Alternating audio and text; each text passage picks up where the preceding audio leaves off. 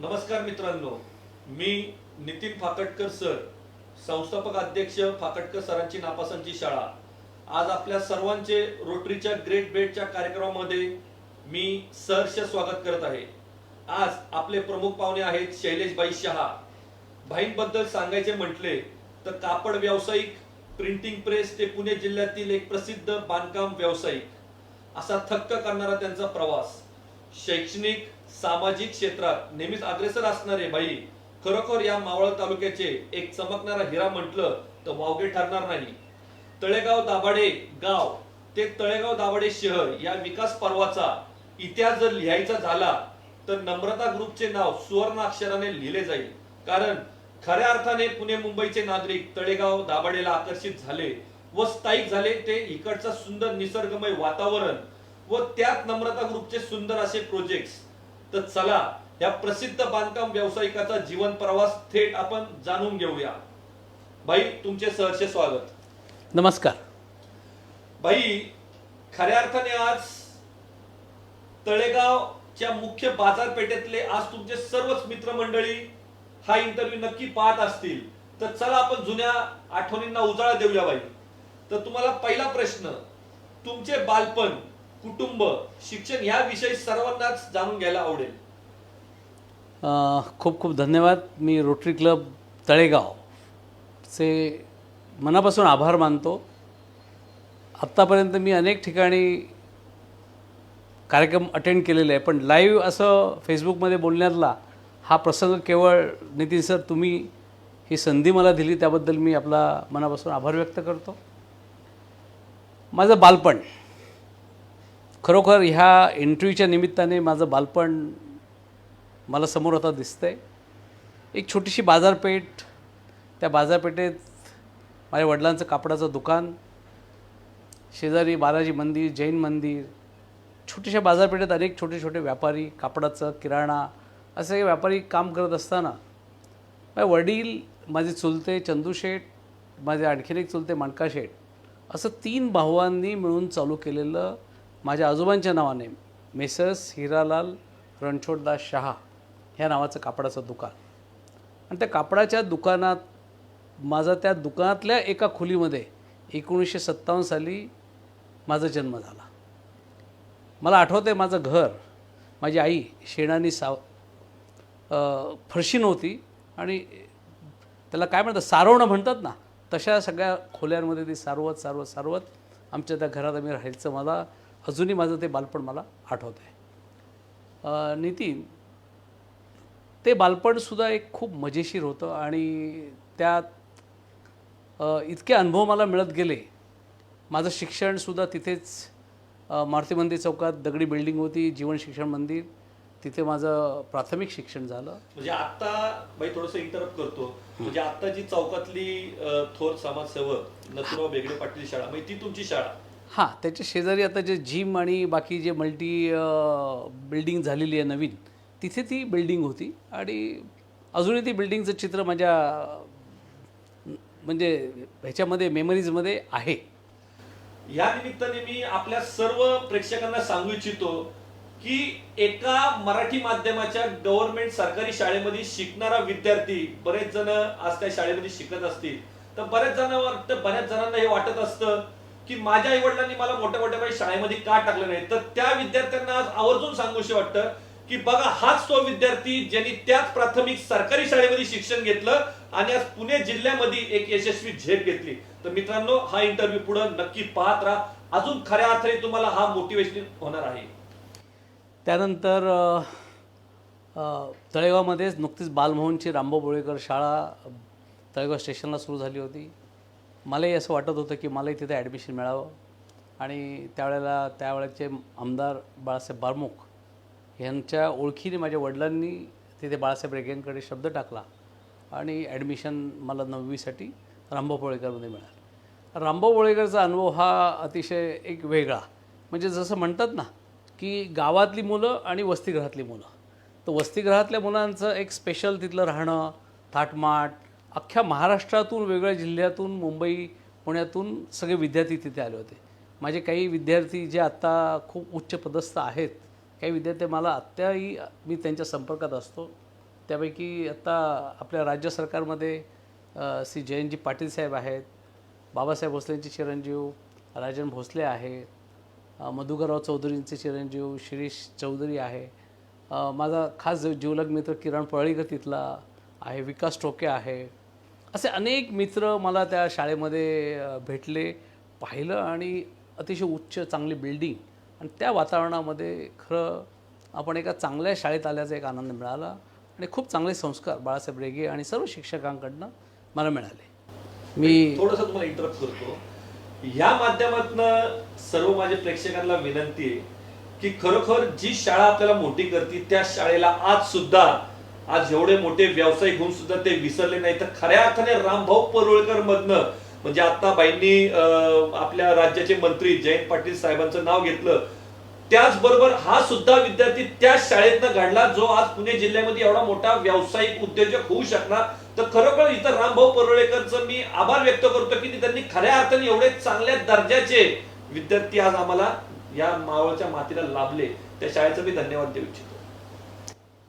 त्यानंतर 11वी पास झालो.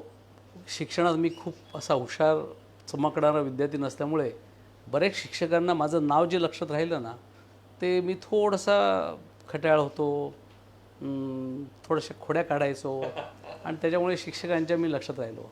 मला एक प्रसंग ह्या शाळेच्या निमित्ताने आठवत आहे. बाळासाहेब रेगे यांना आदर्श शिक्षक पुरस्कार ज्या वेळेला महाराष्ट्र शासनाने दिला त्यावेळेला त्यांची मुलाखत टी व्हीवर चालू होती आणि ती माझ्या त्या शाळेतल्या शिक्षणानंतर 20 वर्षानंतर ती मुलाखत महाराष्ट्र राज्य सरकारच्या मार्फत पुरस्कार मिळाल्यानंतर ती टी व्हीवर होती.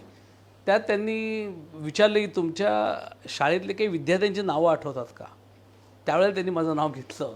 त्यावेळेला मला वाटलं की फक्त हुशार मुलांचीच नावं ही मुख्याध्यापकाच्या लक्षात नसून काही माझ्यासारखे असे विद्यार्थी असतात त्यांची नावं आपल्या कर्तृत्वामुळे, खेळातल्या कर्तृत्वामुळे म्हणा, हे सरांच्या लक्षात होते. मला खरोखर रामभाऊ परुळेकर मी मिस करतो. त्यानंतर नितीन सर, मी आता तळेगावला त्यावेळेला इंद्रायणी महाविद्यालय होतं, परंतु प्रत्येकजण पुण्याला जायचं आकर्षण असल्यामुळे मी सुद्धा घरी हट्ट धरला आणि मला त्यावेळेला सुरुवातीला पहिल्या वर्षी गरवारे कॉलेजला PD साठी मला ॲडमिशन घेतलं आणि नंतर तळेगावातून सकाळी 6ला लोकल निघायची आणि 7:30ला गरवारे कॉलेजपर्यंत पोचताना एक बस बदल, 2 बस बदल, तिथं पोचायला मला नेहमी 8, 8:15 वाजायचे. म्हणून मग FYसाठी मी तळेगावातली बरीचशी विद्यार्थी वाडिया कॉलेजला जात असत. मी सुद्धा माझं कॉलेज चेंज केलं आणि 3 वर्ष मी वाडिया कॉलेजला शिकलो. वाडिया कॉलेज हे पुण्यातलं प्रसिद्ध कॉलेज, तिथे पदवी घेतली आणि त्यावेळेला मी काय करायचो की माझ्या वडिलांचा जो व्यवसाय होता कापडाचं दुकान, त्या कापडाच्या दुकानात आमचे भले सगळे बसत असतात पण आमच्या 3 महिन्याचा जो व्यवसाय असायचा लग्न सीझन, त्यावेळेला खेडेगावातील सर्व जे 80-90 खेडेगावं जी तळेगावला लागून आहेत ते सगळे कापड खरेदी, भांडी खरेदीसाठी लग्नपत्रिका किंवा कुठला एक मोठा बाजार, कुठली पेठ चांगली आहे तर तळेगाव पेठ, म्हणून आमच्या कापडाच्या दुकानात बस्ते बांधण्यासाठी अनेक लोक येत असत.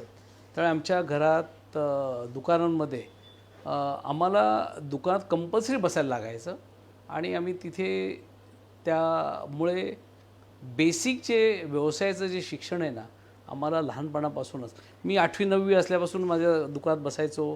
मी आहेत, माझे बंधू आहेत आणि आम्ही सगळेच बसायचो आणि प्रत्येकाला, त्यामुळे मला आज मावळातल्या प्रत्येक गावागावातल्या खेडेगावातल्या काही लोकांची नावंसुद्धा आजही मला आठवतं. ओवळं, डोणं, दिवड, बेबडोळ, उरसे, आडई, सडोली, ही सगळी जी गावं आहेत ना ही माझ्या आजही लक्षात आहेत.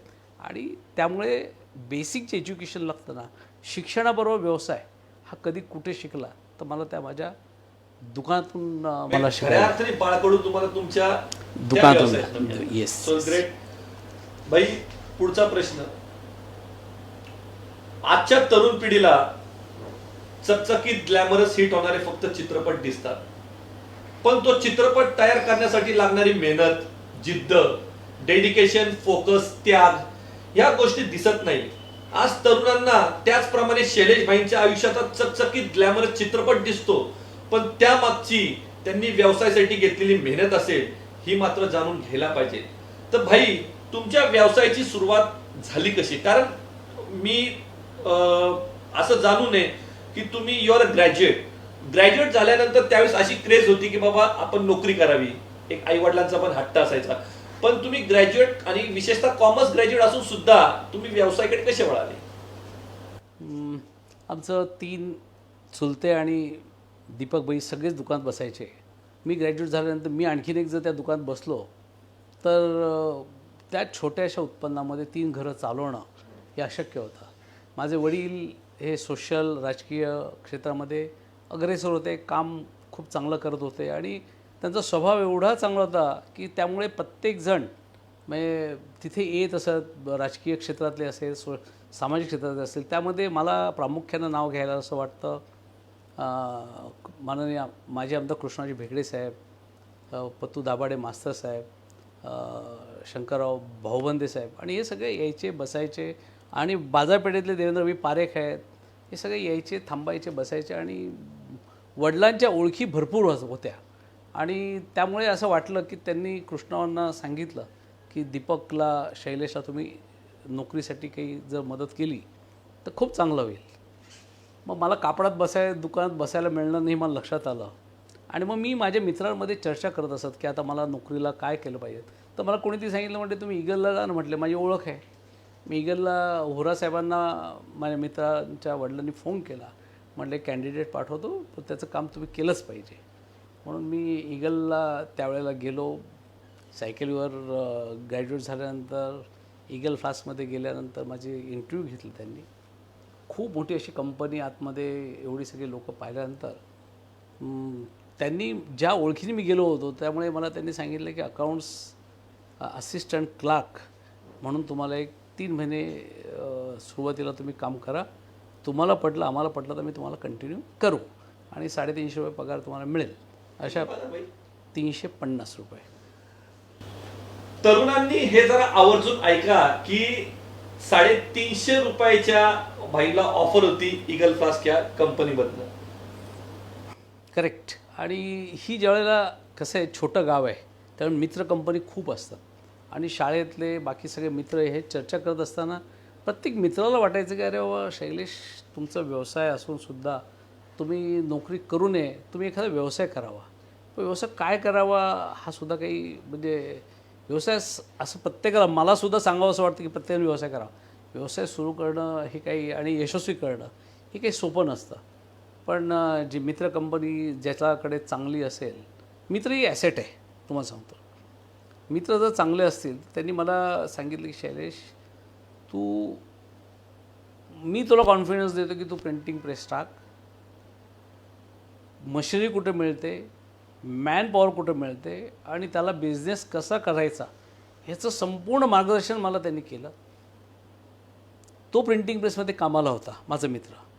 आणि त्यांनी मला सांगितलं की तुला आणखीन माहिती पाहिजे असेल तर तळेवात एक खूप मोठी प्रेस आहे, मुद्रण विद्यामंदिर, वसंत भावे हे त्याचे मालक आहेत. आणि basically Bhave printing press, Bhave printing press. आणि मला त्यांनी त्यांच्याकडे नेलं, दाखवलं आणि चर्चा केली. वसंत भावेंची चर्चा करताना त्यावेळेला त्यांचे बाबाई, वडीलही शेजारी बसले होते. मला म्हटले, तुम्ही व्यापारी आहात, हा व्यवसाय करायचा आहे तुम्हाला, हार्डवर्क करायची तयारी आहे का? आणि 1-2दा येऊन तुम्ही प्रिंटिंग प्रेस टाकणार असाल तर तू यशस्वी होणार नाही. तुला पुढचे 3 महिने इथे रोज यावं लागेल, सगळं कामकाज पाहावं लागेल आणि त्यानंतर तू प्रेस टाकायचा विचार कर. मी सुद्धा म्हटलं ठीक आहे. पण कापडाचं दुकानातलं कम्फर्ट आणि इथल्या मशिनरीचे खटखट आवाज हे सगळं ज्या वेळेला मी पाहिलं, म्हटलं हो हे शक्य होईल का? आणि ते आवाज आजही डोक्यात घुमत आहेत. पण पर्याय नव्हता. कापडाच्या दुकानात किती जणं आम्ही सर्वाईव्ह होणार ह्या विचाराने मग मी प्रिंटिंग प्रेस करण्याचा निर्णय केला. त्याचा प्रोजेक्ट रिपोर्ट तयार केला. साधारण किती सालची गोष्ट असेल? 1978ला मी ग्रॅज्युएट झालो. आणि 78 नंतर डिसेंबरमध्ये ही सगळी चर्चा चालू होती, नोव्हेंबर डिसेंबरमध्ये. आणि प्रोजेक्ट रिपोर्ट तयार केल्यानंतर असं लक्षात आलं की ह्याचं भांडवल कुठून आणणार, कसं मी उभं करणार. आणि वडिलांकडे सुद्धा दुकान होतं, पण खूप मोठं भांडवल मिळेल नाही मिळेल म्हणून मी ही सगळी चर्चा घरात बसलो, आम्ही सगळ्यांशी चर्चा केली आणि प्रोजेक्ट रिपोर्ट बनवल्यानंतर लक्षात आलं की 50,000 ते 52,000 रुपये या प्रोजेक्टसाठी आपल्याला लागतील. तर एवढं मोठं कॅपिटल कसं मिळेल. त्यावेळेला आमचं कापडाचं दुकानाचं अकाउंट म्हणजे 78 साली 50,000 ही खूप मोठी रक्कम होती. खूप मोठी, अख्खा प्रिंटिंग प्रेस तुमचा उभा राहू शकत होता, त्याला लागणारी मशिनरीपासून तर संपूर्ण. मग मला त्यावेळेला सुशिक्षित रोजगार कर्ज महाराष्ट्र सरकार देतं असं माहिती मिळाली, बँक कर्ज देऊ शकते. तर बेसिक तुमचं कॅपिटल 5-10% तरी तुमचं असलं पाहिजे असं ज्यावेळेला सांगितलं. तर वडिलांकडे मागणी केल्यानंतर वडिलांनी मला 3,000 रुपये दिले. सुशिक्षित बेरोजगार वडिलांनी किती दिले?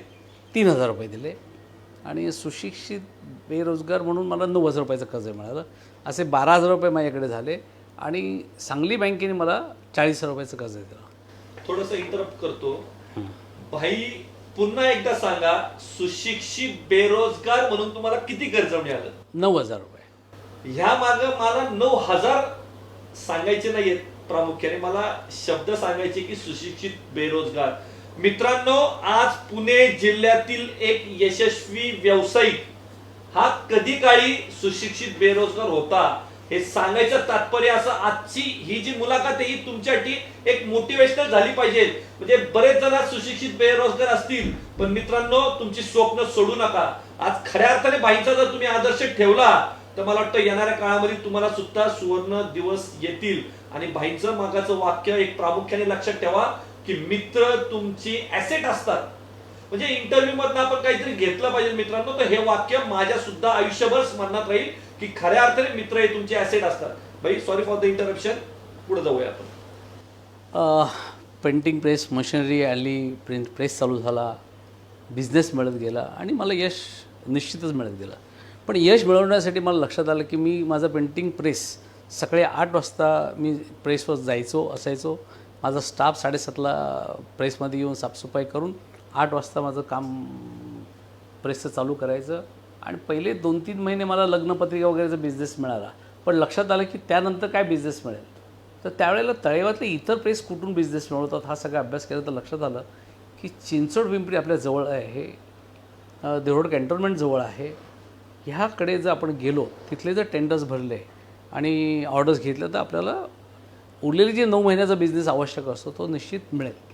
त्यावेळेस तळेगावातल्या जेवढ्या माझ्या वडिलांच्या ओळखीचे तळेगाव हॉस्पिटल असेल, पैसाफड काच कारखाना असेल, ईगल फ्लास्क असेल, ह्या सगळ्या कंपन्यांमध्ये सुद्धा आहे ना, मी सकाळी 2 तास ऑफिसचं मॅनेजमेंट करायचो, बाहेर निघायचो आणि स्कूटरवर लुना त्यावेळेला माझ्याकडे होती, ती लुना घेऊन सगळीकडे फिरायचो आणि ऑर्डर्स घ्यायचो. आणि आठवड्याचं काम आधी गोळा व्हायला लागलं, हळूहळू 15 दिवसाचं काम गोळा व्हायला लागलं आणि मला त्या प्रिंटिंग प्रेसमध्ये मी हळूहळू चांगला सेट केलं.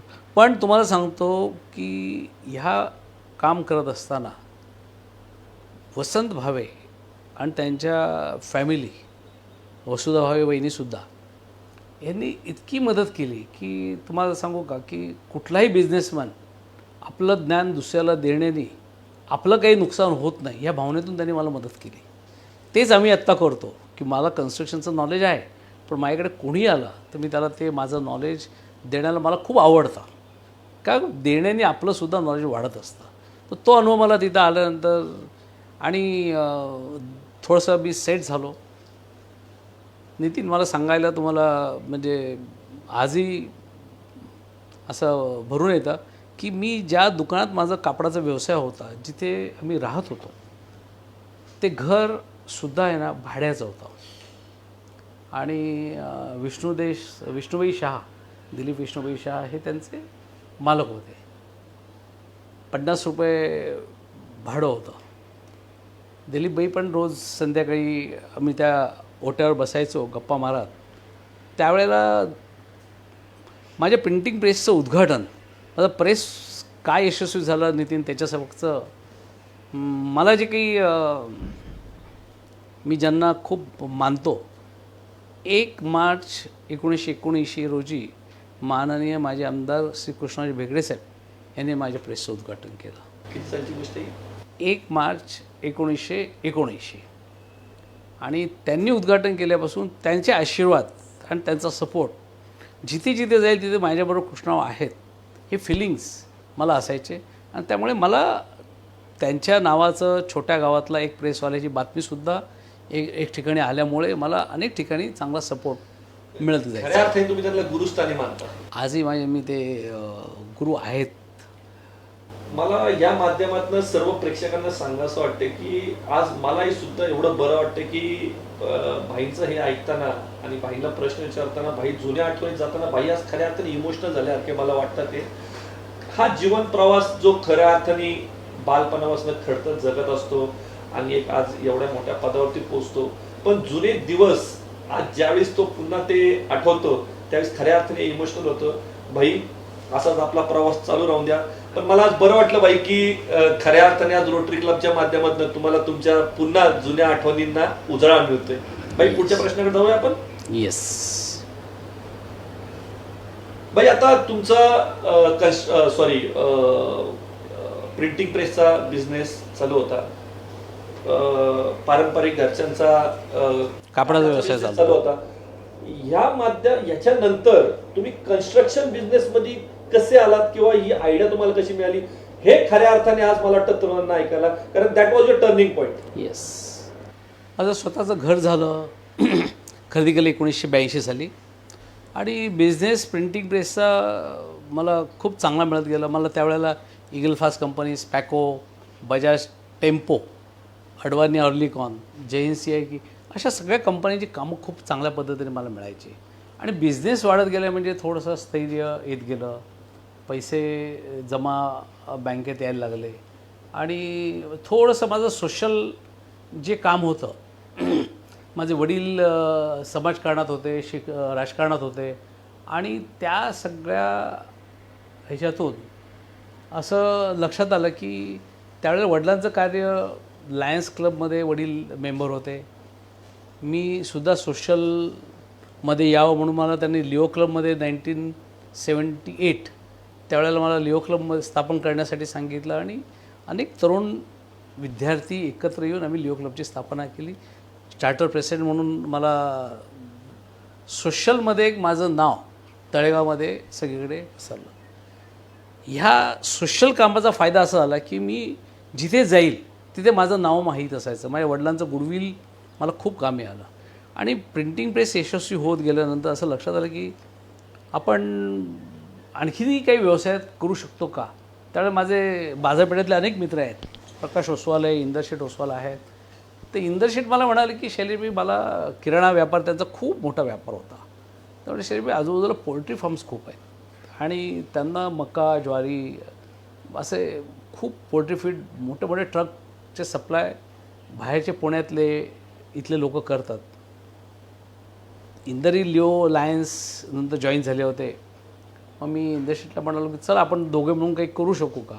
म्हणून आम्ही शहा राठोड नावाची एक फर्म ओपन केली आणि 1985 साली पोल्ट्री फीड सप्लाय, मग पुना पोल्ट्री असेल, रिव्हरडाल असेल, उत्तरा फार्म असेल, अशा 4-5-6 पोल्ट्रीजमध्ये आम्हाला चांगला बिझनेस मिळत गेला.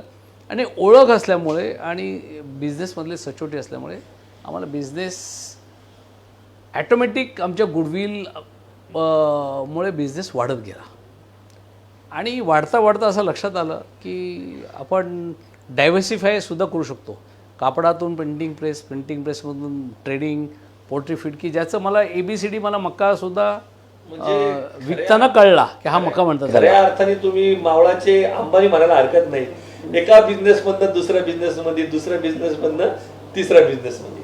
आणि मग असंच फिरत असताना स्कूटरवर फिरायचो, तळेगाव फिरायचो, चिंचवड पिंपरी फिरायचो. मला आठवतं आहे मी तळेगाव हॉस्पिटलच्या बाहेरून तळेगाव स्टेशनला यशवंतनगरला फिरत असताना तिथे एक मी बोर्ड पाहिला, इथे फ्लॅट्स मिळतील, बुकिंगसाठी संपर्क, चंद्रकांत भिडे. आणि तो बोर्ड पाहिल्यानंतर त्यांचा ॲड्रेस मुंबई ऑफिस, ठाण्याचा पत्ता होता आणि तळेगावातला ऑफिसचा काही पत्ता यशवंतनगरचा होता. मला विचार आला की एक तळेगावमध्ये घरं विकतायत म्हणजे हा काय बिझनेस असेल. एक उत्सुकता लागून राहिली. मग मी त्यातली माहिती घेण्याचा प्रयत्न केला आणि मला लक्षात आलं की तळेगावात मुंबईकरांना तळेगावची हवा कोरडी, इथे आयुष्य वाढतं राहिलं तर. कारण मुंबईची हवा दमट आहे.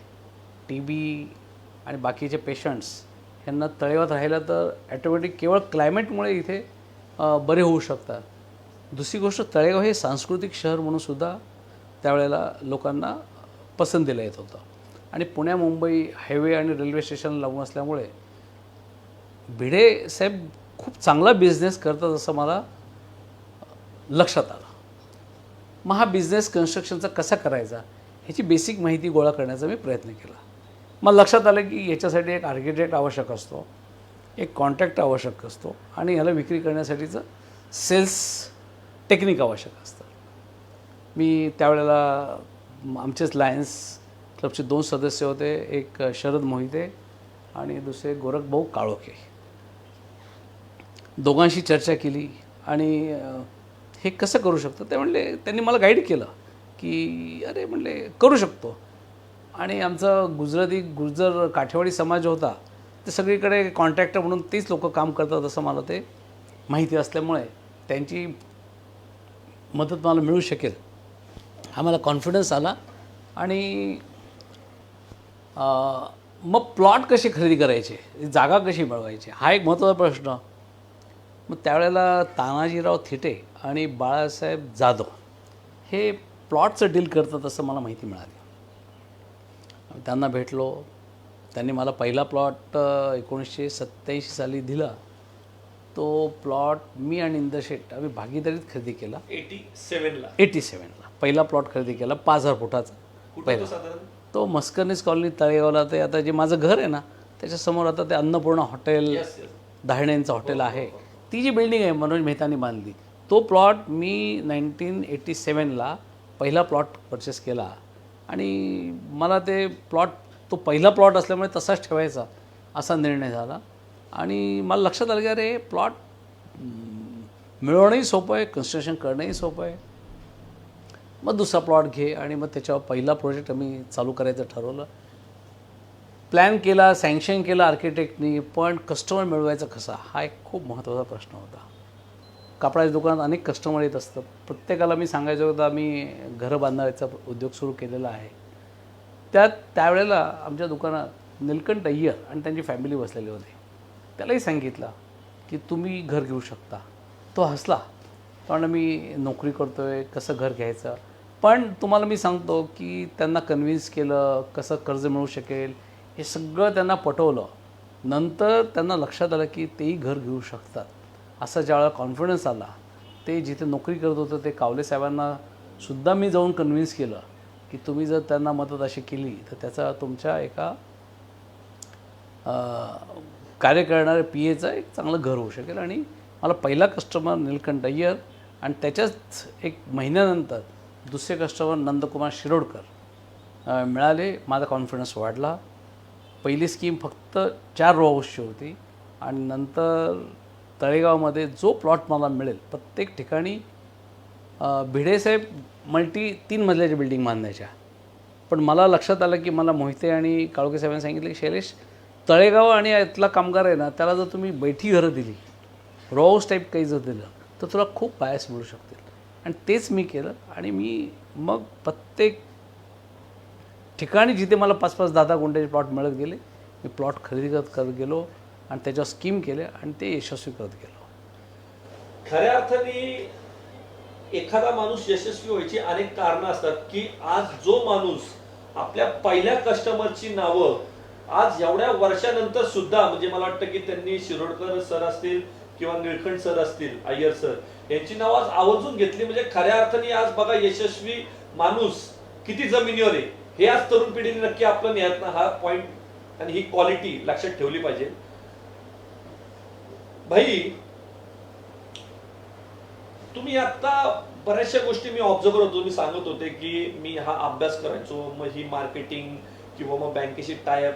तर मला वाटतं तरुण आजचे येणारे या व्यवसायामध्ये, यांना तुम्ही काही गोष्टी किंवा काही फॉर्म्युला सांगू शकता यशाचा? ॲक्च्युली बरं का, कुठलाही बिझनेस सिलेक्ट करताना त्याचा थोडासा पेपरवर आधी उतरून घ्या, मला काय करायचं, मी काय करू शकतो, आणि त्याच्यावर विचार मंथन केल्यानंतर लक्षात येईल तुम्हाला की पण सुरुवातीला खूप भीती वाटेल, अरे भांडवल उभं करायचं, घरचे काय म्हणतील, फेल झालं तर काय, मग त्यापेक्षा बरे आपली नोकरी करणं योग्य, असा जनरली हा प्रत्येकाकडे हा विचार येऊ शकतो. परंतु तुम्हाला सांगू का, नोकरी तर प्रत्येकजण करेल, पण अनेक जणांना मी नोकरी देऊ शकेल असं जर कार्य करायचं असेल तर तुम्हीसुद्धा बिझनेसच मी करेल, कुठलाही छोट्या व्यवसायापासून सुरुवात करेल, पण मी बिझनेस करेल हा कॉन्फिडन्स आधी पहिला मनात ठेवा, त्याच्यावर विचारमंथन करा, प्रोजेक्ट तयार करा. आणि हल्ली तर गव्हर्नमेंट इतकं लिबरल आहे, बँका एवढ्या लिबरल आहे की तुमचा प्रोजेक्ट रिपोर्ट जर प्रोफेशनल माणसाकडनं बनवून घेतला आणि तो प्रॉपरली सबमिट तुमच्या बँकेकडे केला तर तुम्हाला निश्चित बँकसुद्धा फायनान्स करते. फक्त हल्ली नवीन नवीन टेक्निक खूप आहेत की जे मी सुद्धा माझ्या मुलांपासून शिकतो. रवी, राज, जय, नम्रता, खूप टेक्निक्स आहेत. पण बिझनेस करणं सोपं आहे का? खूप सोपं आहे. भाई खऱ्या अर्थाने आज मला वाटतं ही टॅगलाईन आज घराघरात पोहोचलेली आहे आणि तरुणांनी नक्कीच हा आदर्श घ्यावा की बाईंचं एक वाक्य खूप छान होतं की नोकरी सगळेच जण करतात पण मी अनेकांना नोकरी देणारा असेल. आणि हा आदर्श भाई नक्कीच आपण मावळ तालुक्यापर्यंत प्रत्येक खेडेगावात पोहोचूया की चला आपण सगळ्यांना नोकरी देणारा एक उद्योजक होऊया. भाई या क्षेत्रात काम करत असताना तुम्ही रोल मॉडेल, तुमचे रोल मॉडेल कोणाला मानता? ॲक्च्युली रोल मॉडेल हा प्रवास तुम्हाला मी आत्ता जोपर्यंत सांगतो आहे हा 1992पर्यंत मी पोचलेलो आहे. पण मला रोल मॉडेल प्रत्येक वेळेला सुरुवात केली त्यावेळेला रोल मॉडेल माझा चंद्रकांत भिडे होते. थोडं पुढे गेलो तर मला पुण्या मुंबईतले मी ज्यावेळेला प्रोजेक्ट पाहायला लागलो, बिल्डिंग्स मी बांधू शकतो का याचा ज्यावेळेला विचार करू शकलो, तर प्रत्येक वेळेला ह्या बिझनेसमधला रोल मॉडेल बदलत गेला. आणि शरद मोहितेंचं सुद्धा मी नाव घेऊ शकेल, गोरखभाऊ काळोखेंचे नाव घेऊ शकेल.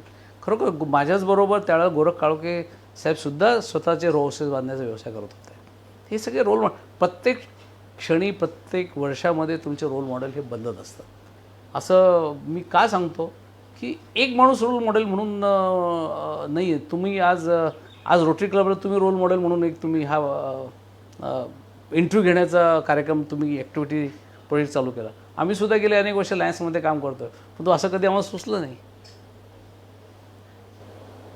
भाई जसे चांगले बांधकाम व्यावसायिक उत्कृष्ट वक्ता पण तुम्ही आता ऐकलं असेल. भाई या क्षेत्रात आपले गोल काय? कन्स्ट्रक्शनमध्ये मी सांगतो की मी 1995ला पहिला मला एक प्रोजेक्ट घेण्याचा योग आला मोठा तळेगावमध्ये. 1995ला श्रीनगरी म्हणून मी प्रोजेक्ट केला. त्यावेळेला अशोक चोराडे या पुण्यातले त्यातले डेव्हलपर होते. प्लॉट घेतला, डेव्हलप केला आणि कॉन्फिडन्स आला. त्यावेळेला मला शशांक फडके माझे आर्किटेक्ट आहेत, त्यांनी इतकं छान प्लॅनिंग मला सजेस्ट केलं. आणि कसं असतं बरं का, प्रत्येक ठिकाणी तुम्ही तुमचं स्वतःचं काय रिक्वायरमेंट आहे तुम्ही सांगण्याचा प्रयत्न करा, पण गाईड करणार आर्किटेक्ट, त्याचे स्ट्रक्चरल डिझायनर, लिगल ॲडवायझर, हे सगळं टीमवर्क आहे. आणि ह्या टीमवर्कमुळे तुमचे प्रोजेक्ट चांगले होत असतात. तो प्रोजेक्ट मी ज्यावेळेला शशांक फडके हे पिंपरी चिंचवडमधलं खूप मोठं नाव आहे ॲज अ आर्किटेक्ट, आणि मग त्यांच्याबरोबर ज्यावेळेला प्लॅनिंग करायला लागलो त्यावेळेला मला लक्षात आलं की त्यांनी दिलेला प्रोजेक्ट हा इतका यशस्वी आणि लोकांना आवडला. त्यामुळे नम्रता ग्रुपचं खरं नाव ज्यावेळेला मुंबई पुण्यामध्ये वाढलं ना, त्याचं कारण आहे प्रोजेक्ट श्रीनगरी. म्हणजे भाई असं म्हणायला हरकत नाही की श्रीनगरी वॉज अ टर्निंग पॉईंट. एक त्यावेळेच्या काळामधलं टर्निंग पॉईंट श्रीनगरी. आणि श्रीनगरीमध्ये तळेगावमध्ये माझं मोठं नाव झाल्यानंतर अनेकशे लँडलॉर्ड्स मला प्लॉट द्यायला यायला लागले, ऑफर द्यायला लागले. आणि मग मला लक्षात आलं की आपणही चांगला बिझनेस करू शकतो. श्रीनगरी किती टोटल एरिया? 5 एकरचं क्षेत्र आहे आणि 204 युनिट्स आहेत. मला वाटतं that was the biggest project in त्यावेळेला 1995चा एक सायझेबल प्रोजेक्ट ज्याला म्हणता येईल तसा तो एक. आणि मला असं वाटतं की बाई खऱ्या अर्थाने श्रीनगरीनी पुणे मुंबईच्या लोकांना तळेगावमध्ये आकर्षित केलं, स्थायिक केलं. करेक्ट. आणि आज सुद्धा श्रीनगरीमध्ये जर जेव्हा आपण वावरतो त्यावेळेस आपल्याला पुणे मुंबईचे सगळ्यात जास्ती तिथे ग्राहक दिसतील? तुम्हाला सांगतो 80-90% ग्राहक हे मुंबई आणि 5-10% मग ओव्हरऑल महाराष्ट्र, तळेगाव आणि पुणे. म्हणजे मगाशी मी बाईजे म्हटलो की नवीन तळेगाव दाभाडेचा इतिहास जर लिहायचा असेल तर नम्रता ग्रुपचा सुवर्ण अक्षराने तिथं नाव टिपलं जाईल. कारण खऱ्या अर्थाने तळेगावमध्ये मुंबई पुण्याचे जर कोणी रहिवासी आकर्षित केले असतील तर ते नम्रता ग्रुपनी केले. आणि मला वाटतं रोटरीच्या माध्यमातून आम्हाला खरोखर सांगायला अभिमान वाटतो की आज भाईंचे मोठे बंधू दीपक भाई, नम्रता ग्रुपचे डायरेक्टर, हे आज आमच्या रोटरीचे आमचे मार्गदर्शक म्हणून काम करतात. भाई, वी आर व्हेरी थँकफुल की तुम्ही मला या प्रोजेक्टमध्ये दीपक भाई प्रत्येक वेळी सपोर्ट करत आला आहात आणि याच्या पुढे करत राहतात दीपक भाई. भाई, हे सगळं करत असताना म्हणजे वास्तविक मावळ तालुक्यामध्ये तुमची राम लक्ष्मणाची जोडीच म्हटली जाते. जिथं शैलेश भाई तिथं दीपक भाई, जिथं दीपक भाई तिथं शैलेश भाई. तर या माध्यमातून मला वाटतं की तुमच्या मोठ्या बंधूंबद्दल पण आवर्जून सांगितलंच पाहिजे असं. तुम्हाला एक सांगतो की कोणीही बिझनेस करत असताना समजा आज माझं नाव पुढे दिसलं तरी ह्याचं जे श्रेय असतं ना, हे सर्वप्रथम माझे वडील की ज्यांच्यामुळे आम्हाला बिझनेसचं बाळकडू मला दीपकला मिळाला. आणि एका व्यवसायातल्या डेव्हलप करत असताना दीपकभाई कापड दुकानातही बसायचे. मी प्रिंटिंग प्रेसच्या बाहेर गेलो, प्रिंटिंग प्रेसचं लक्ष ठेवायचो, ठेवत होते असत. आणि ज्यावेळेला बिझनेस ग्रो होत गेला त्यावेळेला दीपकभाईसुद्धा कापडाच्या दुकानात बसायचं कमी होत जाऊन कन्स्ट्रक्शनमध्ये मी एकटा नाही आहे. कन्स्ट्रक्शनमध्ये मी, दीपकभाई असं मिळूनच आमचं आहे.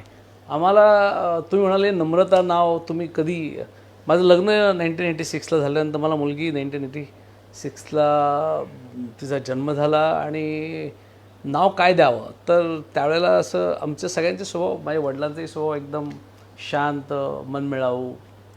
तर माझ्या मुलीचं नाव आम्ही नम्रता ठेवलं आणि ती लक्ष्मी स्वरूपातच आमच्या घरात तिचं पदार्पण झालं. आणि त्यानंतरच कन्स्ट्रक्शनचा व्यवसाय मला सुचला.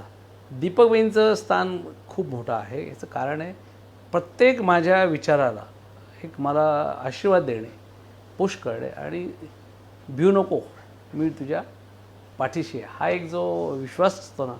म्हणजे खऱ्या अर्थाने दीपक भाईंसारखा एक मोठा बंधू प्रत्येकाला लाभला पाहिजे. खरं आहे. आणि आपल्याला ती अदृश्य शक्ती असते, ही तर दृश्य आहे. तर त्यामुळे त्यांचं महत्त्व. आणि आम्ही जॉईंट फॅमिलीतच विश्वास ठेवतो. आम्ही कोणी वेगळे आहोत हा विचारच आम्हाला मान्य नाही. भाई, आता तुम्ही खूप व्हॅल्युएबल बोलले की नक्की तुमच्या फर्मला नाव काय द्यायचं. तर तुमच्या मुलीचं नाव तुम्ही नम्रता ग्रुप म्हणून दिलेलं आहे. तर मला वाटतं या माध्यमातनं आपण एखादी बाईट नम्रताची घेऊया अशी माझी इच्छा आहे. तर नम्रता, बी रेडी. बोल. बाई, पुढचा प्रश्न. या यशस्वी प्रवासामध्ये तुम्हाला मोलाची साथ देणारे, तुम्हाला नेहमीच मोटिवेट करणारे काही पर्सनॅलिटीची नावं या माध्यमातून सगळ्यांना ऐकायची इच्छा आहे. मी एक प्रसंग सांगतो की माझ्याकडे हे घरं विकत असताना आम्हाला सपोर्ट मेन जो मिळाला ना मुंबईच्या कस्टमर्सचा, त्यावेळेला अनेकांना असं वाटायचं की बॉम्बेला तुमचं एक ऑफिस असावं. त्याच वेळेला एक सराफ म्हणून एक कस्टमर आम्हाला एक छोटंसं घर घेण्यासाठी फिरत होते. त्यांच्याबरोबर दीपकबाई म्हटलं ना की दीपकबाईंची त्यांची भेट झाली. सराफांबरोबर बाबूराव पणशीकर हे त्यांचे मित्र म्हणून आले होते. दीपकबाईंच्या बरोबर ते दिवसभर फिरले, सगळे साईट दाखवल्यानंतर त्यांना लक्षात आलं की ही व्यक्ती, ही फर्म काय अजीब आहे. आणि त्यांनी निर्णय त्याच दिवशी घर घ्यायचा निर्णय केला, सांगितलं. आणि चर्चा करत असताना दीपक म्हणाले की आम्हाला मुंबईला ऑफिस करणं पण आम्हाला ते शक्य नाही. नितीन, तुला सांगतो की ती व्यक्ती पहिल्यांदाच भेटते, दिवसभर फक्त चर्चा करून सगळ्या साईट्स पाहिल्यानंतर दीपकबाईंच्या बरोबर डायलॉग झाल्यानंतर ते दीपकबाईंविषयी इतका कॉन्फिडन्स येतो की ते पुढच्या वेळेला ज्यावेळेला पैसे घेऊन बुकिंगला आले आठवड्यानंतर त्यावेळेला त्यांनी बुकिंगचा चेक दिला आणि त्यांनी सांगितलं की दीपकबाई, एक रिक्वेस्ट आहे म्हटलं, तुम्ही जी खंत बोलून दाखवली की तुमच्या मुंबईला ऑफिस नाही आहे, माझं दादरला केळकर रोडवर एक माझं छोटंसं पणशीकर मिठाईवाले म्हणून माझं मोठं व्यवसाय आहे. तिथे माझी वरती एक रूम आहे. तिथे जर तुम्ही आलात आणि ती जर तिथे तुमचं ऑफिस करू शकलं तर मला आवडेल. दीपवी म्हटले मी लगेच पुढच्या आठवड्यात पाहायला येतो. दीपवी गेले, पाहिलं. आणि दीपवी दर गुरुवारी मुंबईला जायचे. ऑफिस बऱ्याच जणांच्या अपॉइंटमेंट्स तिथं दिल्या जायच्या. सकाळी 10ला पोचायचे, ठाण्याला बसायचे, तिथून दादरला जायचे आणि ऑफिस चालू केलं. त्यांना भाडं विचारलं. ते म्हणजे पाहूया आपण, तुम्ही वर्षभर व्यवसाय तर करा, नंतर भाड्याच पाहू. वर्षभर झाल्यानंतर भाडं विचारलं. म्हटलं नाही, मला आत्ता पैशाची आवश्यकता नाही. असं करून आम्हाला 10 वर्ष त्यांनी ऑफिस वापरायला दिलं. आणि तुम्हाला सांगतो, एकही रुपया भाडं त्यांनी घेतलं नाही. आजही म्हणजे अशी व्यक्ती, असं मोठं मन असणारी व्यक्ती मला नाही वाटत की ह्या. त्यांचं नाव पुन्हा एकदा? बाबूराव पणशीकर. मला वाटतं की बाबूराव पणशीकर साहेब नक्कीच आपण ही मुलाखत पाहत असतील तर आपले ऋणाबंध किती भाईशी स्ट्रॉंग आहेत या माध्यमातून हे जाणवतंय. आणि दुसरी गोष्ट मला प्रेक्षकांना आवर्जून सांगावीशी वाटते की आपल्याला ज्यांनी आतापर्यंत सहकार्य केलेलं आहे, भाई त्यांचं नाव आवर्जून घेतात. एक खरोखर एका यशस्वी पुरुषाची, एका यशस्वी व्यक्तीची लक्षणं असतात मित्रांनो. आणि भाईचं गुडविल, नम्रता ग्रुपचं गुडविल, की ज्या माणसाने 10 वर्ष नम्रता ग्रुपकडनं एकही पैसा घेतला नाही, हे खऱ्या अर्थाने आपल्याला नम्रता ग्रुपचं गुडविल म्हणावं लागेल पाहिजे. त्यातमध्ये ह्या विश्वासावर पु ल देशपांडेंचे बंधू रमाकांत देशपांडे, त्यांचा मुलगा आनंद, त्यांनी एक घर तळेगावला घेतलं आणि त्याची वास्तुशांतीला पु ल येणार असं आम्हाला कळल्यानंतर आम्ही ते एवढे खुश झालो. म्हटलं आपल्याकडे पु ल येत आहेत. पु ल आले त्यावेळेला पु ल येणार म्हणून मी त्यावेळेचे सकाळचे वार्ताहर वसंतराव भेगडे साहेब, बाळासाहेब बारमोग त्यावेळेला आमदार होते, त्यामुळे मलाही भेटायचे शैलेश, ते आले तर मी येतो. वास्तुशांतीच्या वेळेला मी सगळे बसलो, गप्पा मारलं. पु ल किती मजेशीर बोलतात. ते म्हटले शैलेश, आता तू फोटो घे म्हणा आमचा. घेतला फोटो. आता तू ह्याला जाहिरातीत टाक. जाहिरातीत टाकून ह्या फोटोमुळे तुला जेवढे कस्टमर मिळतील त्याची तू रॉयल्टी, माझं हे अकाउंट आहे बँकेचं, इथे तू पाठवायचं. म्हणजे पण तुम्हाला सांगतो, पुलंचं अशा पद्धतीला कमर्शियल वापर आम्ही कुठेही केला नाही. पण हा किस्सा, किती मोठ्या व्यक्तीशी तुम्ही सहवास तुम्हाला लाभला. हां, आणि त्यांनी घर ॲप्रिशिएट केलं. आणि ह्या व्यवसायात अनेक व्यक्ती भेटल्या. मी सांगितलं ना, छोट्या कॉन्ट्रॅक्टरसुद्धा माझा आयडॉल आहे. माझा तो पुरुषोत्तम चोटलिया, भूपत चोटलिया, जीवराज वेगड, विनोद राठोड, हे सगळे जे कॉन्ट्रॅक्टर आहेत ना, हे खूप महत्त्वाचे आहेत. बिल्डिंगचं ABCD नॉलेज नाही. मी BCom ग्रॅज्युएट, ना मी इंजिनियर, ना मी आर्किटेक्ट. आणि ह्या सगळ्यांच्या ताकदीवर मी फक्त काम करू शकलो. आणि सेकंडली तळेगावातले जे काही खडीवाले असतील, सिमेंटवाले राठोड असतील, खडीवाले रामदासजी काकडे असतील, हे जे व्यावसायिक आहेत ना, इतका सपोर्ट की मी पैसे असू नसू, किती ऑर्डर आहे तुमची मी पाठवतो. तर हे सगळे माझ्या दृष्टीने सगळीच लोकं माझे आयडॉल आहेत. आता एका व्यक्तीचं नाव घेण्यापेक्षा मला आयडॉलच एवढी मोठी आहेत की. आणि ह्या लोकांनी तुम्हाला या तुमच्या यशस्वी प्रवासामध्ये एवढं सहकार्य केलंय आणि आज तुम्ही सुद्धा ती जाण ठेवून त्यांचं नाव आवर्जून घेतोय तुमच्या इंटरव्ह्यूमध्ये, हे तुमचं मोठेपणे बाई पुढे जाऊया. भाई, आता ही झाली एक बाजू तुमची, एक यशस्वी उद्योजक, बांधकाम व्यावसायिक म्हणून. पण आम्ही भाईंच्या समाज कार्याबद्दल सुद्धा, कारण मला चांगलं आठवतंय की महाराष्ट्रामध्ये त्यावेळेस दुष्काळ काहीतरी पडला होता आणि नाना पाटेकर यांच्या संस्थेला तुम्ही बरेचसे मदत केली होती. तर खऱ्या अर्थाने आज या प्रेक्षकांना यशस्वी उद्योजक, व्यावसायिक म्हणून तर भाईंना सगळे जाणतात, पण एक समाज कार्याबद्दल सुद्धा भाई तुमची बाजू सगळ्यांना जाणून घ्यायला आवडेल. नितीन,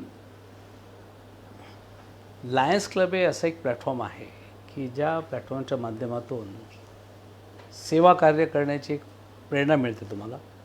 अनेक म्हणजे नाशिक नगरपासून तर इथे लोणा खंडाळ्यापर्यंत सगळे लायन्स, वेगवेगळ्या क्षेत्रातले लायन्स आपण एकत्र येतो आणि प्रत्येक जणाचं कार्य पाहिल्यानंतर आपण सुद्धा काही कार्य केलं पाहिजे, ही प्रेरणा खूप जबरदस्त असते. आणि आमच्याकडे तर तळेगाव क्लबच एवढा स्ट्रॉंग आहे. त्या क्लबमधल्या प्रत्येक व्यक्ती एक इतका उत्साह असतो. त्यामध्ये मी अनेकांची नावं घेताना दीपक शाहचं नाव प्रामुख्याने मी इथे घेतो. दीपक शाह ही अशी व्यक्ती आहे की ज्याच्याकडे भरपूर उत्साह, काम करण्याची प्रचंड दांडगा, कॉन्फिडन्स आणि काय आवश्यक असेल तिथे मी शैलेश तुझ्या मदतीला आहे. लायन्स क्लबच्या प्रत्येक कार्यामध्ये ते पुढे असायचे. त्या आवडीमुळे असं कुठलाही असा वाका प्रसंग आला तर दीपक शाह स्वतः पुढे यायचे, क्लबला सगळा गोळा करायचे, क्लबमधला प्रत्येक मेंबर झुकून द्यायचा. आता तुम्ही नाना पाटेकरांचा उल्लेख केला, त्याच्या अगोदर हे बेस कसा तयार झाला मी तुम्हाला सांगतो. सकाळ पेपरमध्ये एकदा बातमी आली होती की स्वातंत्र्याची 55 वर्ष झाली पण समोर डॅम आहे, परंतु टेकडीवर राहणाऱ्या छोट्याशा कौटुंबवाडीला तिथल्या रहिवाशांना वीज नाही. कोणती वाडी? कौटुंबवाडी पवनानगरच्या पवनानगरच्या साईडला मावळामध्ये आहे. नाही, आता ही बातमी वाचल्यानंतर लायन्स क्लब कुठलाही चांगला प्रोजेक्ट पाहायची आमच्या क्लबची एक परंपरा असायची. मी ती वाचल्यानंतर असं मला लक्षात आलं की आपण काही करू शकतो का. मी बिल्डर आहे, MSCB इलेक्ट्रिकल ऑफिसर त्यांचे जे इन्चार्ज आहेत सगळ्यांचा परिचय माझा खूप चांगला आहे. म्हणून मी सकाळला संपर्क केला आणि माहिती घेतल्यानंतर लक्षात आलं की कुटुंबवाडीला मी व्हिजिट केली आणि 36 कुटुंब तिथे राहतात असं लक्षात आलं. आणि त्या प्रोजेक्टला लागणारं संपूर्ण इन्फ्रास्ट्रक्चर, पोल असेल, वायर असेल, मॅनपॉवर असेल, इलेक्ट्रिकल मीटरसुद्धा त्या 38 लोकांचे आम्ही बसवले महिन्याभरात. आणि जे 55 वर्षापासूनचं त्यांना लाईट नव्हती ती लाईट देण्याचं कार्य लायन्स क्लबच्या माध्यमातून आम्ही तिथे केलं. सावित्रीबाईच्या लेखी पायी जातात ही बातमीसुद्धा मी वर्तमानपत्रात वाचली. मग आम्ही त्या मुलींना आम्हाला शिक्षण देता येईल का, शिक्षणापासून वंचित राहण्यापेक्षा त्यांना आपण सायकली पुरवू शकतो का, तर 400-500 सायकली लायन्स क्लबच्या माध्यमातून आम्ही तिथं देण्याचा प्रयत्न केला. हे जे बाळकडू आम्हाला मिळत गेलं ना, त्यामुळे असं लक्षात आलं की ज्यावेळेला 3 वर्षापूर्वी आत्महत्या खूप मोठ्या प्रमाणात होत आहेत आणि अशा ह्याच्यात नाम फाउंडेशन खूप मोठ्या पद्धतीने समाजातून पैसे गोळा करून नाना पाटेकर आणि मला वाटतं बरीचशी त्यांची मोठी टीम हे काम करत आहेत असं लक्षात आल्यानंतर मी सुद्धा नानांशी तो प्रोजेक्ट त्यांचा ज्यावेळेला सगळा वाचला मी, तर मी त्यांना भेटून म्हटलं की मी सुद्धा हे कार्य करू इच्छितो तुमच्याबरोबर, तर काही फंड गोळा करतो, तर तुम्ही जर मला साथ दिली तर तुमचं नाव बरोबर असेल आणि लायन्स क्लबनी जर नाव बरोबर एकत्र केलं तर जॉईंटली हे प्रोजेक्ट आम्ही चांगलं करू शकतो. आणि तुम्हाला सांगतो PYC पुण्याला आम्ही एक सगळ्या क्षेत्रातील लोकांना एकत्र केलं, बोलवलं, लायन्स क्लबचे बरेचसे लोक तिथे जमा झाली आणि 1.5 कोटी रुपये एका संध्याकाळी कॉफी विथ नाना हा कार्यक्रम घेतला आणि त्याच्यातून 1.5 कोटी रुपये गोळा झाले. आणि आम्ही नाम फाउंडेशनच्या मार्फत मराठवाड्यातील उस्मानाबाद आणि ह्या सगळ्या भागात जे काही शेतकरी आहेत त्यांना मदत करण्याचा प्रयत्न केला. खऱ्या अर्थाने लायन्स क्लब हे तुमच्यासाठी समाजकार्याचे खूप मोठं व्यासपीठ निश्चित आहे. बाई, आपण आता मगाशी बोलत होतो श्रीनगरीबद्दल, मग खऱ्या अर्थाने पुण्यामध्ये तुमचं पाऊल कधी पडलं? हां, आता लायन्स क्लबचा दुसरा फायदा तुम्हाला मी सांगतो की आमचे एक लायन मित्र आहे, त्यांचं पिंपळे सौदागरला एक प्रोजेक्ट आहे, त्याचं भूमिपूजन आहे असं कळलं. दीपक शाह म्हटले शैलेश आपण जाऊया बरोबर, म्हणून आम्ही बरोबर निघालो गाडीतून. बरोबर जात असताना म्हटले शैलेश ज्याचा प्रोजेक्ट आहे तो लायन मेंबर आणि तू पण लायन मेंबर आहेस, तो पुण्याला राहतो आणि तू तळेगावात राहतो, तुझे तळेगावातले प्रोजेक्ट मी पाहिलेलं आहे, कर्तृत्व तुझं पाहिलेलं आहे, तू सुद्धा इथे करू शकतोस, तू पण याच्यावर जरूर विचार कर. आणि मला त्यांनी खूप मोटिवेट केलं. म्हणजे माझ्या बिझनेसमध्ये मला टर्निंग पॉईंट जसं एक श्रीनगरी एक जसं म्हणतात ना, तसं दीपकबाईंनी जे मला पुश केलं आहे ना की येस तू पुण्यासारख्या ठिकाणी सुद्धा तू सुद्धा करू शकतो. मी त्या भूमिपूजनाला गेलो, पिंपळे सौदागरला सगळं आत्ता जे पिंपळा सौदागर दिसतं त्यावेळेला मला वाटतं 1-2च प्रोजेक्ट झालेले असेल. किती सालची गोष्ट असेल? 2004. त्यावेळेस तुम्हाला वाटतं पिंपळे सौदागर वॉज नॉट सो डेव्हलप्ड? ना, अजिबात डेव्हलपमेंट नव्हती. आणि तिथे त्यांनी केलेला प्रोजेक्ट पाहिल्यानंतर म्हणजे भूमिपूजन पाहिल्यानंतर मला लक्षात आलं, पण मग कोण करू शकेल मला मदत, मग तिथे कोण मला मदत करू शकेल असं कळल्यानंतर मला संदीप गराडे, माझा तळेगावचाच माझा एक मित्र आहे, ते मला भेटले. त्यांना मी विचारलं, त्यांच्या ओळखीने नाना साठे म्हणून त्यांनी मला परिचय करून दिला तिथे आणि जमीन घेऊन दिली आणि प्रोजेक्ट पुण्यातला प्रवेश माझा सुकर झाला. म्हणजे खऱ्या अर्थाने तुम्ही तळेगाव मधनं आता तुमचं पाऊल 2004 पडलं. मग याला विजन म्हणायचं. त्यावेळेस पिंपळे सौदागरला तुम्ही एवढी मोठी डेअरिंग केली, त्यावेळेस आजूबाजूला IT पार्क येत होता, आला होता, काय कंडिशन? त्यावेळेला IT पार्कचं तेवढं काही खूप मोठे डेव्हलपमेंट्स नव्हते, पण पिंपळे सौदागर हे म्हणजे IT पार्क डेव्हलपमेंट होती, पण ज्या अर्थी पुण्यातला एक बिल्डर इथे जमीन घेतोय, इथं डेव्हलप करतोय, म्हणजे काहीतरी इथे निश्चित चांगलं आहे. त्याचा अभ्यास केला. आर्किटेक्ट जे माझे श्रीनगरचे आर्किटेक्ट शशांक फडके होते, त्यांच्याशी चर्चा केली. तुम्हाला एक सांगतो, प्रत्येकाशी तुम्ही चर्चा केली, माहिती घेतली योग्य माणसाची, आणि योग्य सल्ला मिळाला तुम्हाला, तर तुम्ही निश्चित तुमचा कॉन्फिडन्स वाढतो आणि मग कुठलीही डेअरिंग करायला खूप सोपं वाटतं. पण हे सगळं तुम्ही सांगत असताना तुमचा श्रीनगरीचा प्रोजेक्ट सांगितला, आता तुमचा पिंपळे सौदागरचा फ्लोरा सिटी असेल, नुकतीच तुमची लीलावती ग्रीन्स असेल, या सगळ्यांना तरुण बांधकाम व्यावसायिकांना तुम्ही काही संदेश किंवा तरुणांना काही संदेश देऊ इच्छिता? तुम्हाला एक सांगतो की कुठलाही काम करताना आहे ना, तुम्ही प्रचंड आधी त्याचा बेस अभ्यास करा. सिन्सिअरली ऑनेस्टली मी हा प्रोजेक्ट कसा पूर्ण करू शकेल, चांगला प्रोजेक्ट कसा त्याचा होऊ शकेल, कस्टमर बेस धरून त्याला मी प्रोजेक्ट निश्चित वेळेत कसा पूर्ण करू शकेल, ह्याचं तुम्ही आधी प्लॅनिंग रेडी केलं पाहिजे. चांगला आर्किटेक्ट निवडला पाहिजे, चांगला कॉन्ट्रॅक्टर निवडला पाहिजे, आणि फायनान्स मॅनेजमेंट हे आधीच ठरवलं पाहिजे की मी हा प्रोजेक्ट जर मला पूर्ण करायचा असेल तर मला एवढे पैसे लागणार आहेत, ते पैसे माझ्या रोटेशनने मी कसे गोळा करणार, याचं सगळं जर प्लॅनिंग छान केलं ना, काही अवघड असं नाही आहे. बिल्डर होणं हे खूप सोपं आहे, आणि यशस्वी बिल्डर होण्यासाठी हे छोट्याशा या 2-3 गोष्टी केल्या ना, सहज यशस्वी आहे. फक्त आहे ना, लोकांना, कस्टमरला त्यांनी घर घेताना ते स्वतःचा सोन्यातला एक फक्त मणी ठेवतात, बाकी सगळं सोनं विकतात, आणि ते सगळे पैसे तुम्हाला देतात, आणि ते घर तुमच्याकडे येतात. ही जाणीव तुमच्या मनात ठेवा. कोणालाही मी फसवणार नाही. खऱ्या अर्थाने तरुण बिल्डर जे अपकमिंग आहेत त्यांनी हे ऐका, आवर्जून ऐका. भाई तुम्ही जे आता मण्याचं म्हटले एक साधारण ग्राहकाबद्दल, ते पुन्हा रिपीट करा.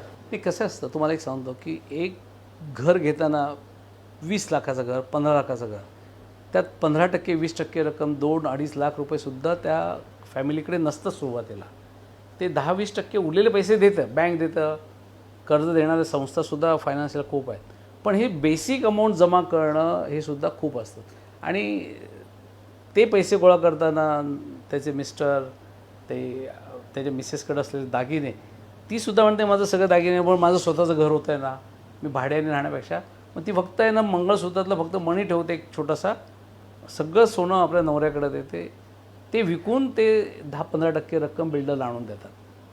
मग ही जर जाणीव तुमच्याकडे असेल तर तुम्ही निश्चित त्याला ज्यावेळेला एखादं प्रॉडक्ट देणार आहात, घर देणार आहात, ते निश्चित चांगला देण्याचा तुमचा मानस विचार तयार होतो, आणि त्यामुळे तुम्ही ते घर चांगलं दिलं की तुमचं गुडविल निर्माण होणार, आणि मग तुम्हाला यश ॲटोमॅटिक तुमच्या मागे येत असतं. एक खऱ्या अर्थाने बाईंनी आता जे सांगितलं कस्टमरबद्दल, हे 100% रिअलिस्टिक आहे. याचा जिवंत उदाहरण नितीन पाकडकर, एक सर्वसामान्य व्यक्ती घर कसं घेतो हे आम्ही त्याचं एक उदाहरण आहे. आणि भाई नम्रता ग्रुप त्यांच्या कस्टमरला किती सॅटिस्फाईड 100% करते याचंही जिवंत उदाहरण नितीन पाकडकर आहे. कारण माझा स्वतःचा फ्लॅट भाईंच्या लीलावती ग्रीन्स नावाच्या सुंदर अशा तळेगावमध्ये बसलेल्या प्रोजेक्टमध्ये आहे. त्यामुळे भाई as a customer me 100% I am totally happy with this project. त्याच्यामुळं मला वाटतं की खऱ्या अर्थाने बाईंनी जेवढे आतापर्यंत काही तळेगावमध्ये आणि पुणे परिसरात असतील, मावळ तालुक्यात जेवढे काही प्रोजेक्ट राबवले, मला वाटतं की त्याच्यामधले 100% कस्टमर नक्कीच बाईंवरती खुश आहात. भाई पुढचा प्रश्न, भाई तुमचा आता ग्रुप हळूहळू वाढतोय, प्रोफेशनली तुम्ही एक्सपांड होत आहे, तर या सर्व याच्यामध्ये तुमचे कुटुंबामधले कोणते कोणते सहभागी आहेत? ॲक्च्युली तुम्हाला सांगतो की मला पहिला फ्लोरा सिटी हा खूप मोठा प्रोजेक्ट तळेगावला करण्याची ऑपॉर्च्युनिटी खांडगे फॅमिली, वसंत दादा खांडगे, कृष्णा बेगडे साहेब आणि त्यांचे गणेश खांडगे आणि संतोष खांडगे ह्यांच्या फॅमिलीने विश्वास दाखवला, त्यामुळे मी तळेगावला फ्लोरा सिटी प्रोजेक्ट करू शकलो. फ्लोरा सिटीमुळे तळेगाव तर मोठं झालंच, पण नम्रता ग्रुपचं नावसुद्धा खूप चांगल्या लेवलला मिळालं. आता हे एवढं काम करताना मी एकटा तर करू शकत नाही, मी किंवा दीपकबाई, हळूहळू आमचं, पण आमच्याकडे दीपकबाईंची दोन्ही मुलं रवी आणि राज दोघंही इंजिनियर झालेले आहेत. ते दोघंही बिझनेसला जॉईन झाले आणि ह्या सगळा जो कन्स्ट्रक्शन कामातला सगळा जो लोड आहे हा सगळा त्यांनी उचलला आणि टेक्निकल कन्स्ट्रक्शन ही एक डिव्हिजन ते सांभाळायला लागल्यानंतर मला माझ्या सोशल कॉन्टॅक्ट्समधून मला अनेक मित्र भेटत गेले आणि एक पुण्यात प्रोजेक्ट करायचं म्हटलं तर भांडवल खूप लागतं, मग एकटं तर मी करू शकत नाही. मला असे वेगवेगळे पार्टनर्स भेटत गेले आणि रिकवजी भंडारी असतील, राजेश सांकरा असतील, श्याम अग्रवाल असतील, घनश्याम सुखवानी असतील, हे सगळे जे पुण्यातले आत्ताचे असलेले सगळे स्टॉलवर्ड्स हे मला पार्टनर्स म्हणून लाभले आणि माझ्या बिझनेसचा ग्रोथ वाढत गेला. आता माझ्या बिझनेसमध्ये फॅमिलीमध्ये माझी मुलगी नम्रता तीसुद्धा जॉईन झाली आहे, जयसुद्धा जॉईन झाला आहे आणि आता दीपक बहीण मी जिथे त्यांना अडेल फक्त तिथे गायडन्स करण्याचं काम आम्ही करतो. मार्गदर्शकाच्या भूमिकेमध्ये आता सध्या हां, पण बरंचसं काम ही मुलं इतकी चांगलं करतात.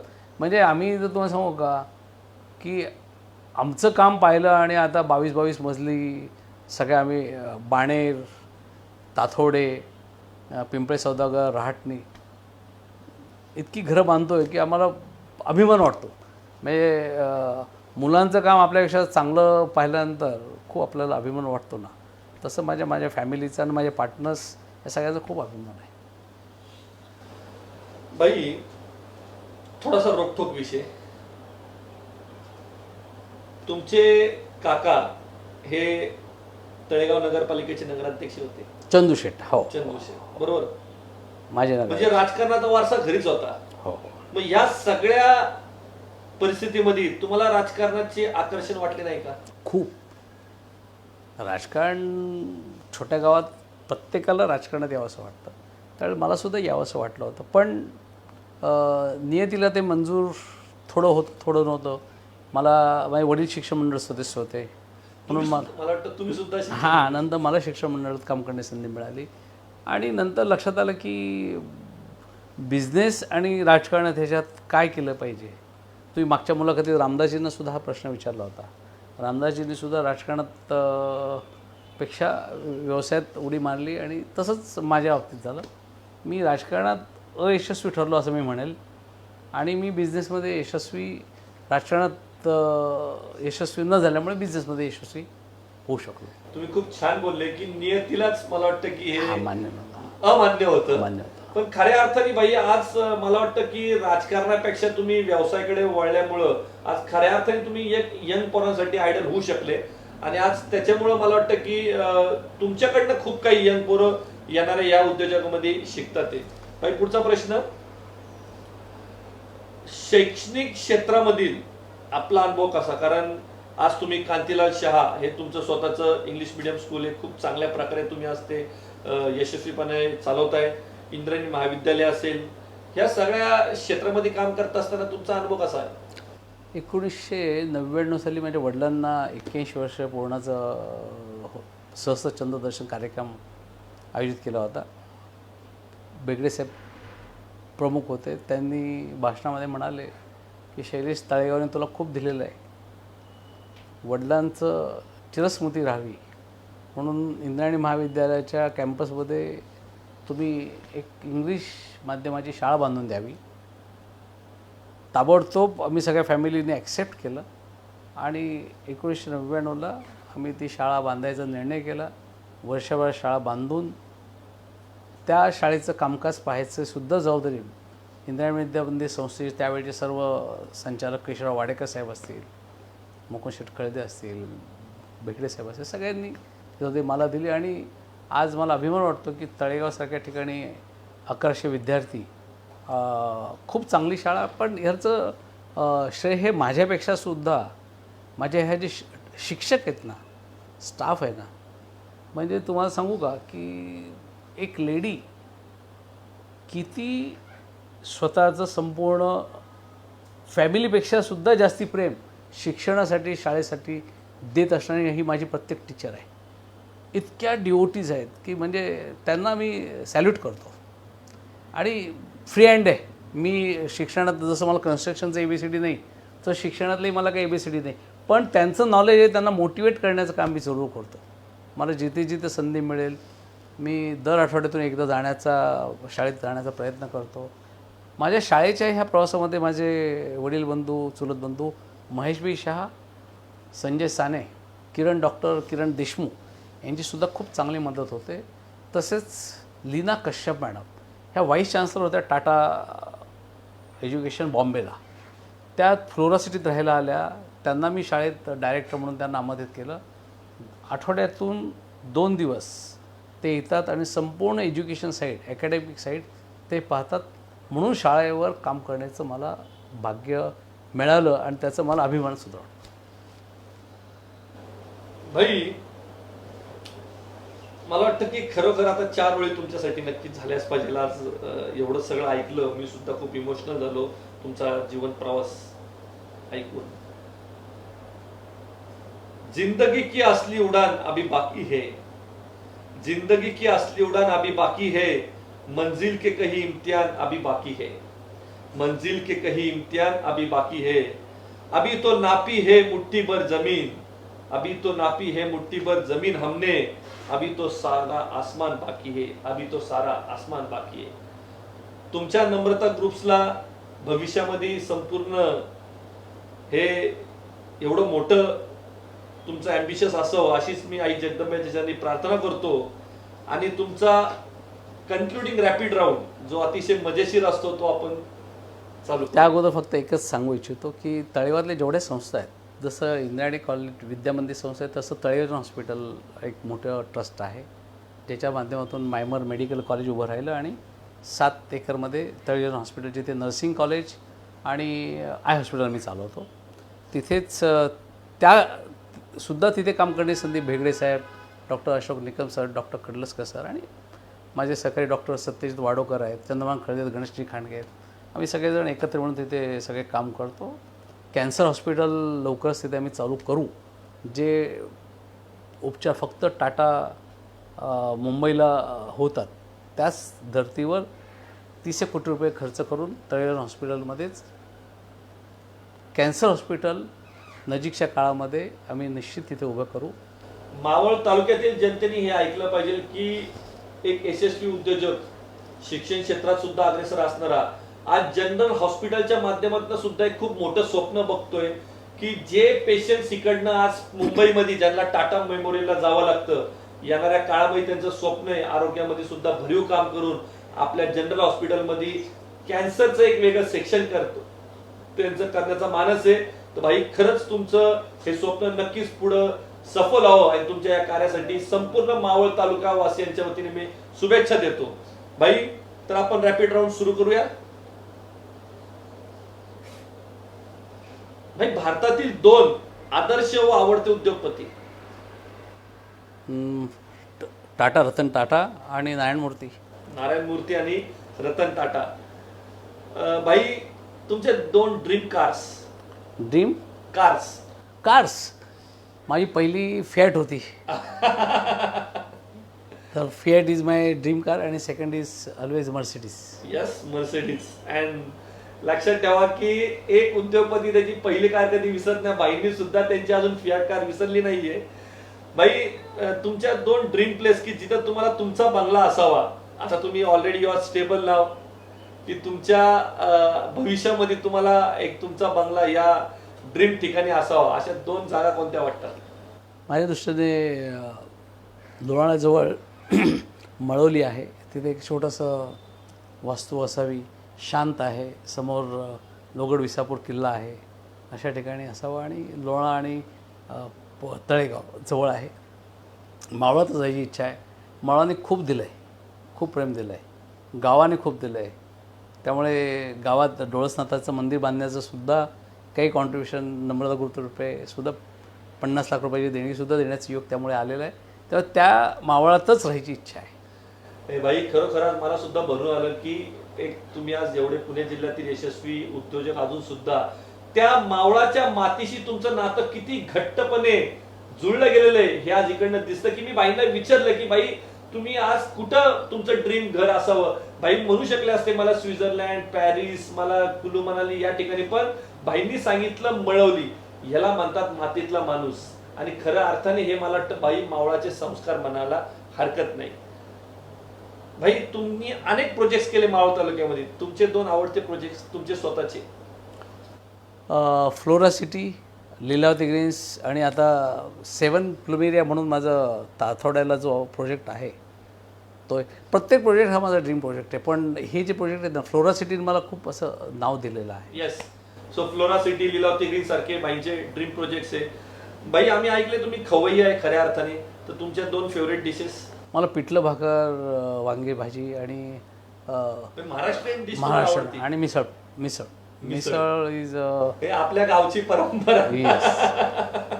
खऱ्या अर्थाने भाईंनी मिसळ पावला आज एक वेगळ्या अर्थाने एक जळाली दिलेली आहे पुन्हा एकदा. आणि भाई तुमचे 2 आवडते छंद?